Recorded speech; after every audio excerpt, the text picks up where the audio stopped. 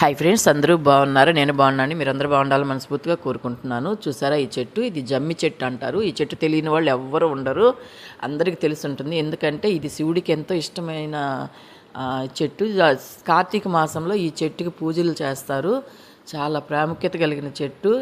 అంతేకాదు ఇది సలిపని ఒక గుల్లలుగా చెమటకాయలాగా సలిపని వస్తుంది. అదొక జబ్బు. దానికి ఇది ఆకుని ఔషధంగా వాడుతారు. చాలా బాగా పనిచేస్తుంది. చాలా ఔషధ గుణాలు కలిగిన చెట్టు.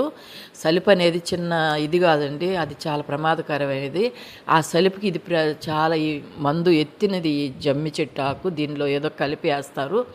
ఇది చాలా ప్రాముఖ్యత కలిగినది, చాలా ఔషధ గుణాలు కలిగిన చెట్టు. చూస్తున్నారు కదా, ఆ సలిపు అనేది చాలా ప్రమాదకరమైన జబ్బు. అది ఆ జబ్బుకి ఇది చాలా పనిచేస్తుంది. చాలా ఎత్తునిది, అంత మంచి ఔషధ గుణాలు కలిగిన చెట్టు ఈ చెట్టు, జమ్మి చెట్టు.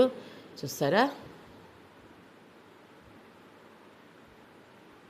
చూస్తున్నారు కదా. మీకు వీడియో నచ్చినట్టయితే లైక్ చేయండి, షేర్ చేయండి, సబ్స్క్రైబ్ చేయండి.